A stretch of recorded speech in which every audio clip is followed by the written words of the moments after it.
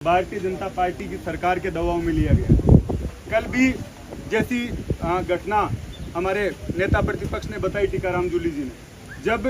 हम ये मांग कर रहे थे कि कानून मंत्री ने अपने बेटे को गलत तरीके से नियुक्ति दी है, इस पर हम विपक्ष के नेता बोलना चाहते हैं और इस पर मंत्री जवाब दें, तो स्पीकर ने कहा आप अपनी सीट पे जाइए और मैं आपको व्यवस्था दे रहा हूँ। जैसे ही हम लोग सीट पे आए और स्पीकर कहने लगे आप हमें लिखित में दे दीजिए और मैं परीक्षण करके कल आपको समय दूंगा। पहली बात, जब आप हम लोगों से ये बात कर चुके थे उसके बाद अपने बात से आप मुकरे, और उसके बाद जब नेता प्रतिपक्ष बोल रहे हैं तो श्रीचंद कृपलानी और हरलाल सारन दोनों बार बार उनको टोक रहे थे, बीच में खड़े होकर बोल रहे थे। तो मैंने सिर्फ इतना बोला कि जब नेता प्रतिपक्ष बोल रहा है तो आप लोगों को अधिकार नहीं है, क्योंकि जब आपका नेता बोलता है तो हम लोग सब सुनते हैं, तो आपको ये बात सुननी चाहिए। उतने में पूरी भाजपा खड़ी हो गई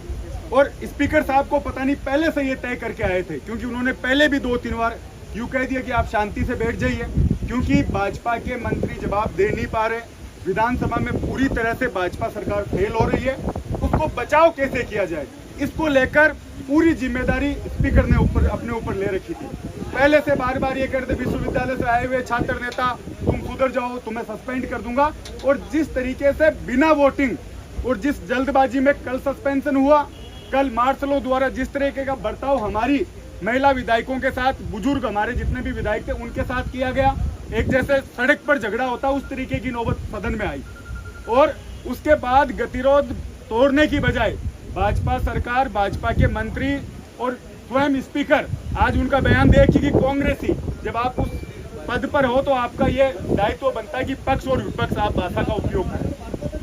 कांग्रेस ही है इस तरीके की भाषा बोल रहे हैं। तो ये जितनी भी चीजें घटी और उसके बाद आज वापस से वो सुबह मुख्यमंत्री जी 10 बजे सदन में आते हैं, विधायक दल की मीटिंग लेते हैं और ये चाहते थे कि हम खड़े होकर माफी मांगे, मैं उठ के बाहर आ जाऊं। लेकिन कांग्रेस पार्टी, हमारे नेता टीकाराम जूली जी, सीएलपी लीडर, सबने जिस मजबूती के साथ संविधान की रक्षा के लिए और इन भाजपा के लोगों को ये मैसेज देने के लिए जिस तरीके से रात भर सदन में डटे रहे।